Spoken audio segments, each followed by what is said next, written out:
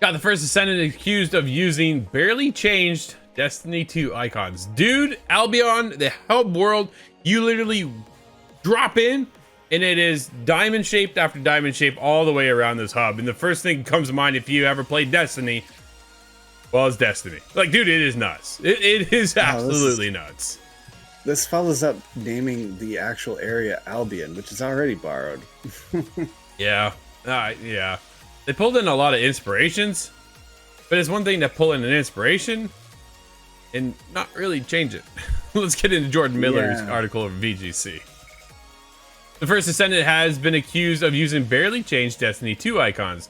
The issue was first raised by Forbes writer Paul Tassi, who accumulated a series of icons from the First Descendant and compared them to a similar looking icon art in Destiny 2. The image, created by Tassi, appears to have shown several icons share similar shapes and design motifs as those used in Destiny 2. While the icons don't typically correspond to similar powers in the respective games, the similarities are clear. The Forbes piece later points out design similarities between several weapons, but these are less explicit than the icons, which appear to lift heavily from Bungie's shooter. While the First Descendant doesn't appear to actually reuse any of Bungie's art, the inspiration is clear and players are only finding more instances. Games in the same genre are likely to repeat design tropes, and considering that the First Descendant is an amalgam of several games, such as Warframe and Destiny, and I even talked to the developers, dude, they even pulled inspiration from Anthem. Oh. You're just saying. There was some inspiration on that too, eh? Because you did say that out loud the other night. You went, I'm getting an Anthem vibe. Yep. It's perhaps unsurprising that these features, skills, and abilities that are similar to those found in aforementioned games. However, if further evidence is found on the heavy inspiration of design seemingly taken from Bungie, it's possible that Nexon could make changes to the art. The First Descendant was released last week on PC, PlayStation, and Xbox.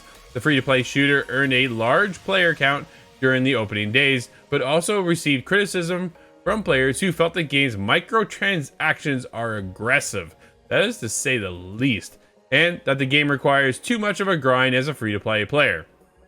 Dude, I'm still in. I'm heavily invested in the First Descendant, and the icons are nuts, to say the least. The minute I dropped in, but yo, this is Destiny. Straight up. But then you get into microtransactions, and we could do this entire show on their microtransactions. No, you're not very happy with that yourself, I think. No, I'm not.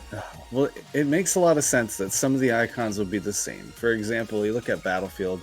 Is there any need to reinvent the different icons of Battlefield that associate, assault, the different ranger class, that kind of thing? So It does make sense that there'd be certain tropes.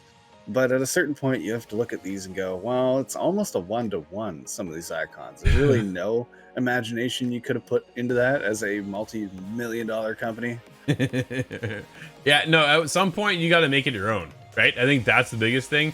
There are certain similarities you can pull from and inspirations, but at the end of the day, you got to make sure that this game is your game and not Bungie's or Anthem or Warframe, right? Like, there's so many similarities between everything. It is awesome to pull in inspiration. Dude, this is how we get innovation too, right? You go, oh, cool, I like this, I like that from this game. Now let's take it and make it our own and see what we can do to push it forward. And for some of the game, dude, that's why I said I'm still heavily invested in the game. I'm constantly looking to grind out. And man, we have a special episode coming up on ITG just on the First Descendant. Stay tuned to that because there's a lot to talk about. Myself, Corey, and Steve dive into it, and I'm going to continue to dive back into it because there is a lot. But I'm hoping that they kind of get this feedback and go, maybe we should change some of it so people don't go, hey, we're just playing a Destiny ripoff, right? And I think that's the biggest thing you need to take away from it. Yeah, so you're not getting a negative vibe out of this. This is some bad news, of course, for Nexon, but they can make the changes. Does this hurt your opinion of the game? No, not really. Dude, I'm still having fun, right? At the end of the day, as long as I'm having a good time, that's what it really comes down to. There's a hook there that still pulls me back in. No, I appreciate that.